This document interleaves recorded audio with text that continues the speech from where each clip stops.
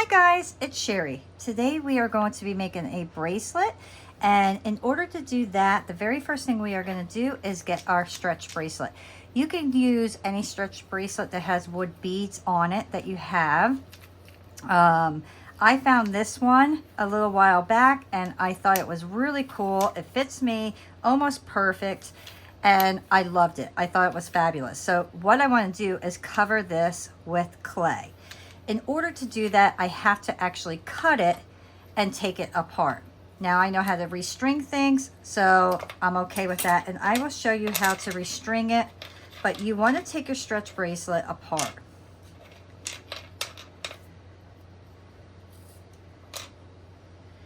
This, I'm not sure if this can go in the oven, but to make it much easier, you want to take your pieces apart. I have my clay. This is just scrap black clay that I had laying around, which is going to be perfect. I have this rolled out to my number 4 on my pasta machine, and then I have this texture mat from Create Along. I absolutely love this design, and I'm going to make a few of these. So I'm actually going to roll this out one more time because I got little marks all over this. So let me roll this out one more time. I want to make sure it has a nice clean look to it. All right, so my piece is rolled out. Now I'm going to take my texture mat. I'm going to lay it upside down and I'm going to start pressing it. Now I know I'm going to have to do quite a few of these because each strip will kind of cover one of mine. So I know I'm going to have to make quite a few slabs here to get my whole thing covered up. But once you get it down and pressed with your finger, you're going to take your rolling pin and put some pressure on it so you get a good impression. And then lift up. And I'll do a little bit over here. So I want to get 8 strips here.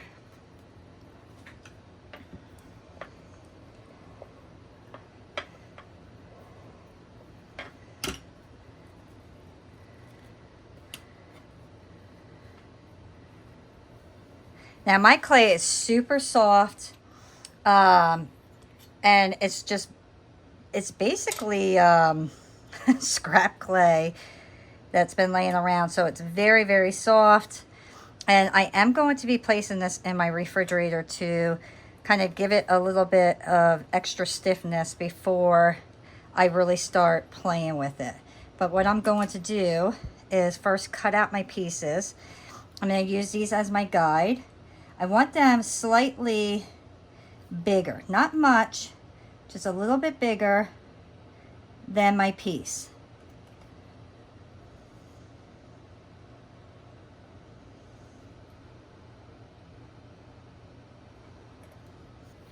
And this, I don't like the way this one came out. This one I didn't put enough pressure on, so I'm going to redo that one. And let me put these on something here. Let me see. I'm going to put them on deli paper, and then this way I can just place them right in my refrigerator. And you can see how soft this clay really is. You see it like sticks?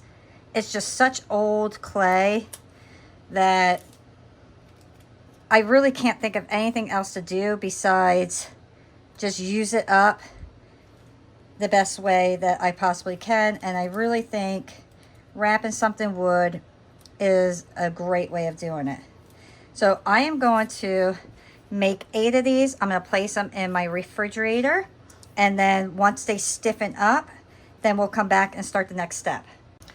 Okay, so I left my pieces in for about 20 minutes and they're pretty cool to the touch now. So what I am going to do is I am going to get my oven baked clay adhesive, and I'm just going to put it on the front and back. I am not going to do the sides. I just want to do the front and back.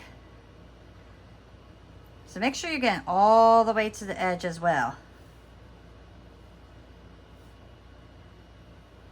We're basically just going to be wrapping these, but we are not going to wrap it around the side. And the reason being is I want my pieces to lay flat like that. So if you put the clay, most likely you're not going to get a good smooth surface.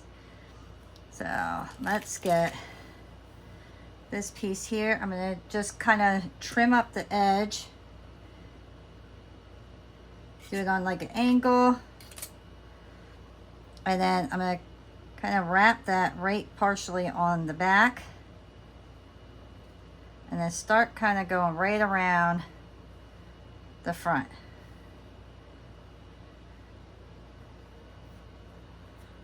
I want to make sure I have no glue on my hands. And now I can see where my piece is. Kind of mark it right there. And then I'm going to, once again, slice it on like an angle. Oh, got a little bit more.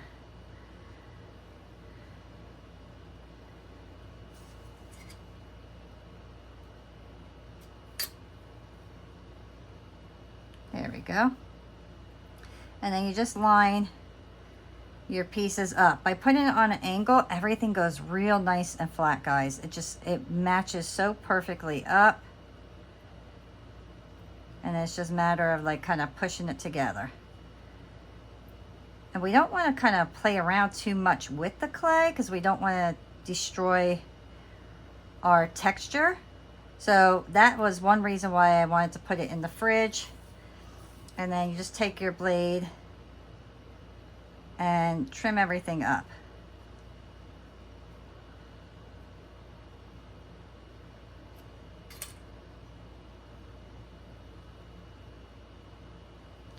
So I got clay in there. I want to kind of pop that clay out. I don't want clay to bake inside of there. And don't worry if you don't get it perfect right off the bat, because you can sand everything down.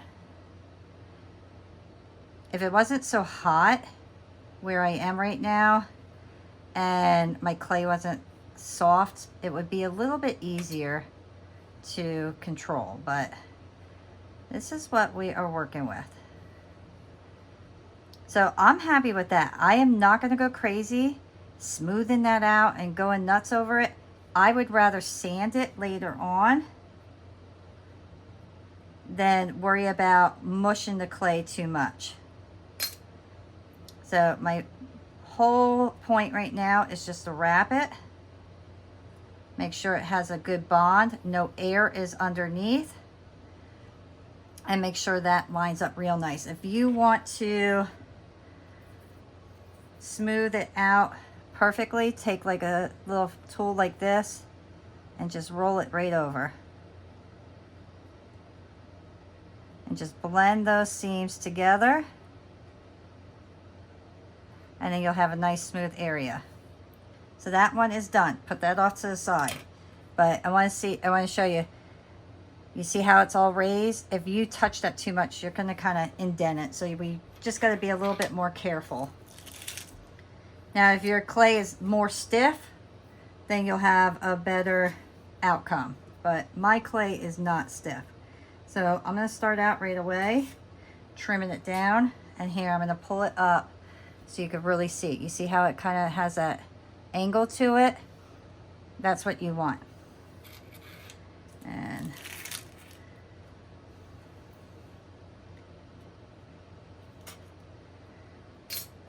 so I'm just going to get another one ready.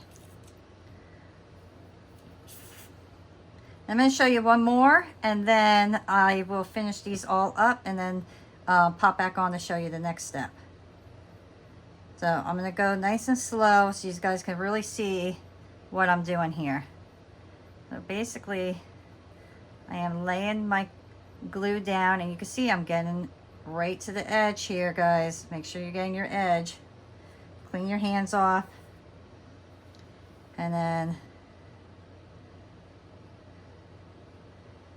carefully start wrapping it. And you can see I'm just slowly pushing my clay on, but I'm not pressing it so hard that it's going to distort it and mush it. So now I just got to kind of see where my piece is going to line up. So I want to kind of make a mark there. I'm going to open it up And then I'm going to go down on an angle. So now this time you'll see that the cut is that direction. And once again, I missed it. So I don't know why I keep missing. I'm just slightly off.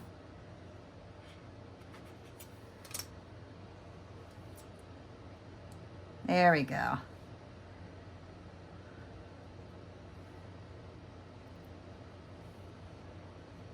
And I want to take my blade.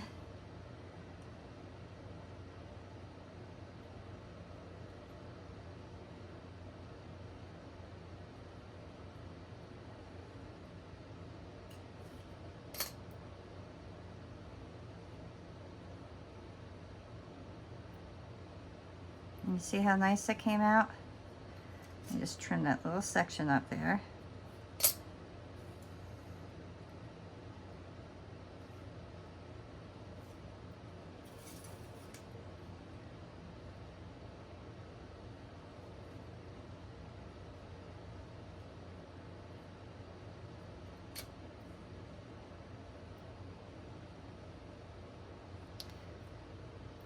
And then once again,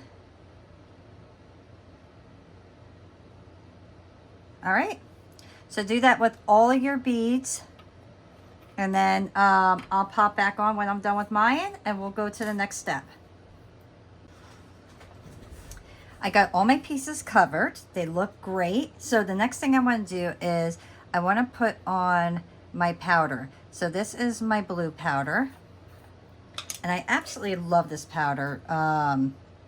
It's just so gorgeous. The blue and the purple are just fabulous. So I'm going to show you. We are just going to take it and go right over our pieces. Can you see how gorgeous that is? It reminds me of like a peacock blue. It's so beautiful.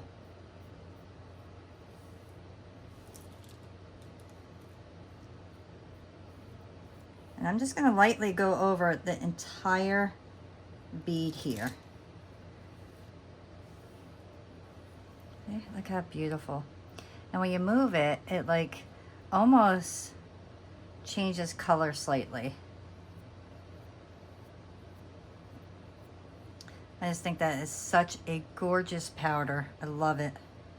So I'm gonna go and do all my beads here, and then I'm gonna place in my oven at 275 because this is my Primo clay, and I'm only gonna bake it for a half hour. Now I am gonna preheat my oven and things like that, but half hour. The stuff is not thick.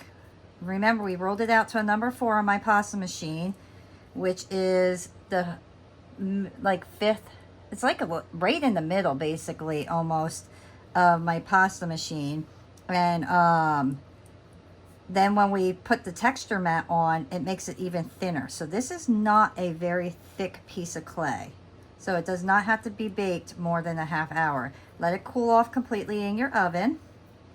And then we will come back and finish these up, put all the little details on that we want to put on, and string it all up. My pieces are out of the oven. I'm going to show you quickly the next step on this particular one because I have the other ones already done and they're drying. You're just going to take a little brush, take off any excess powder that might be kind of laying on there. Get that all off. Take your chrome marker and then grab like a tool of whatever you have laying around that you can kind of just hold your piece there. And we are going to actually end up drying our piece with this on. So I'm going to hold it like that. And then I'm going to start taking my chrome marker and going around. Now don't worry about if you get a little bit off the lines. It's not a big deal, guys. It's definitely not going to be the end of the world. If you are one of those people that have to have it perfect, go slow on it. But for the most part, you won't get too much. You see how you just go right over the top? As long as you didn't mush your piece down, you shouldn't have too much of a problem. So you're going to go over all your pieces with your chrome marker, and then you're going to let it dry. You want it to be fully dry because we will be putting a gloss glaze over this, and if it's not dry, it'll end up smearing the chrome marker. Okay, so once you're happy with it, just set it somewhere, let it dry, and when it's dry, you're going to put a glaze over it. So I am actually going to be using my satin glaze here, and then I'm going to show you how to put this piece right back together. All right, guys, so I finished my pieces up here. I used my marker, and I ended up glazing them after they are dry, and look how beautiful they look. I think these are going to look fabulous. I think this stamp is going to make a gorgeous bracelet. So what I am using here is this stretch jewelry fiber. This is my go-to. It has a good stretch to it. I absolutely love it. So this is what we are going to use. I also like these needles. Now, if you're somebody like me that sometimes struggles with your fingers or your eyes, these are perfect. They open up just like this. You put your string in, it closes, and it holds onto it real tight. It's perfect. So what I like to do is just kind of string them first, just to see how much string I actually need. And I like to always go through my pieces twice to ensure that no matter what I do, my pieces are not going to break.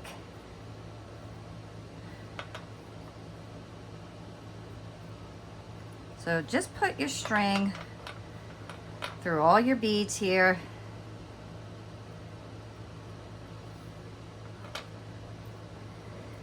So I'm just going to kind of pull this all together and see if I can have plenty to go through twice. I want to go through twice, so I want to make sure I have enough string.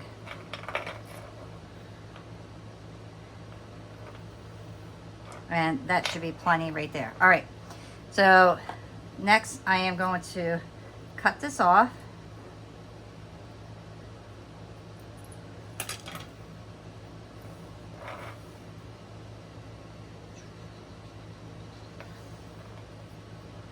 And I am actually just going to, I want to hold this in place. I don't want to lose that mark or that spot. I don't want to lose this string.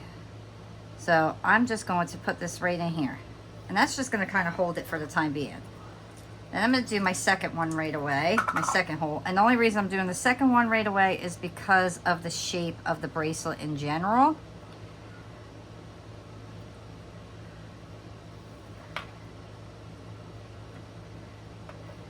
And this will kind of put everything exactly the way it should go.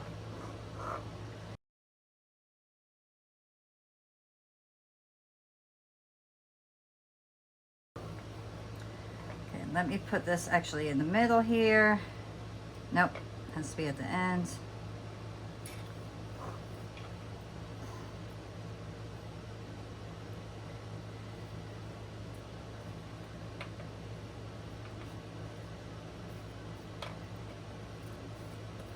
All right, now we're going to start going back around. Start looping it through one more time.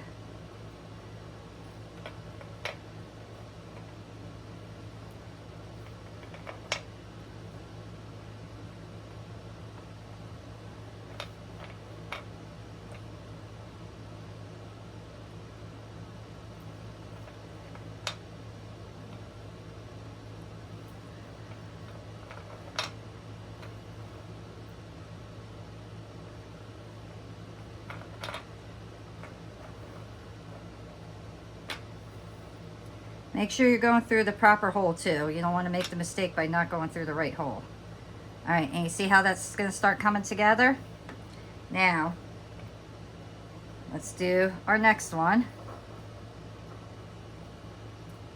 I'm going to cut this. I'm going to cut it much longer than I need it to make sure I don't lose it.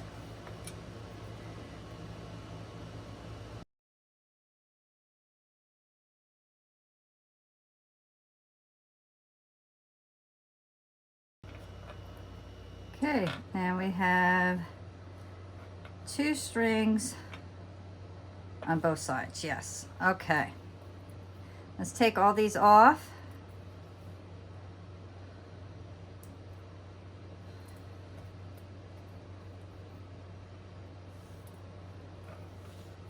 Make sure you have the 2 strings that are over here and the 2 strings that are over here, and start pulling them.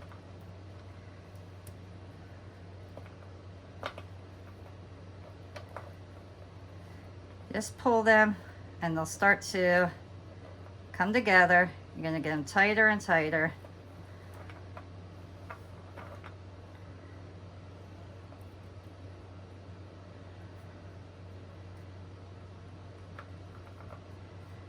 And then we're going to grab this one, pull that one. Want to get everything nice and tight. So now you have your bracelet together. All right. Let's untangle those.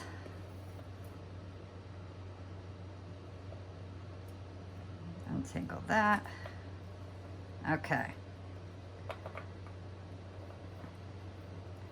So let's tie a knot. Nice and tight. Tie another knot. Nice and tight. Put that off to the side. Now do this one. Pull it. Get it tight. Tie it. Tie it again. All right. Get your super glue.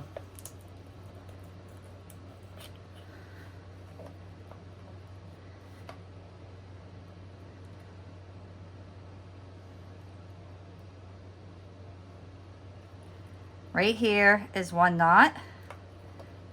So we will take that knot. We're going to open up these pieces.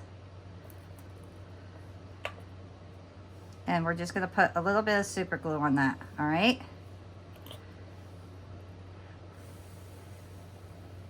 I want that to dry. And now I'm going to take this string and I'm going to go under those 2, okay?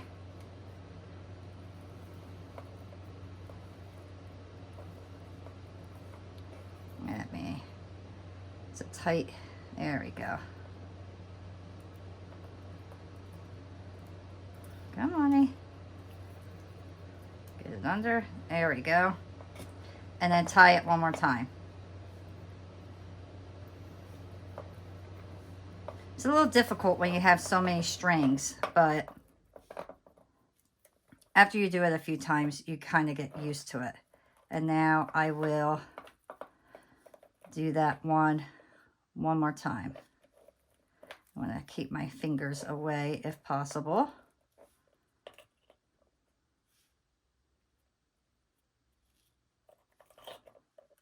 And then you could let it kind of fall where it needs to go. I like to kind of pull it into the bead and just kind of let it dry there. And then this one, right there's our other knot.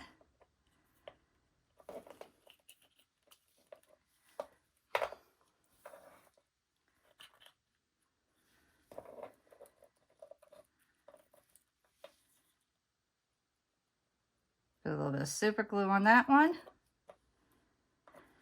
Blow on it so it dries.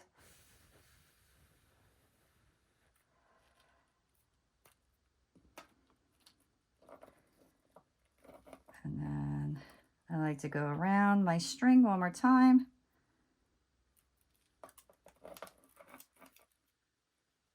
There we go. And then I will re-knot it one more time.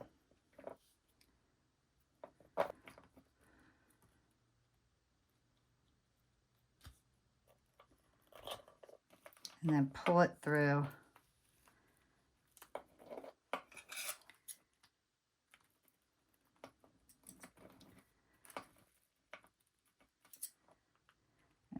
cut it off.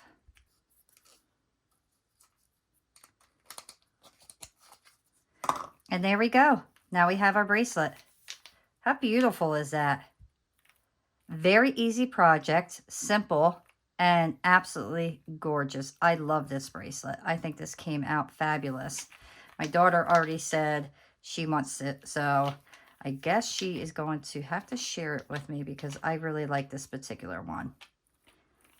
And I love that you have the inside design as well. And if you wanted to, you could paint the edges, but I'm not going to worry about it because nobody is going to see it. But I think this is beautiful. I really like it. I hope that you guys enjoyed creating this piece with me. If you did, please give me a thumbs up. Subscribe if you haven't already. And I will see you all next time. Bye.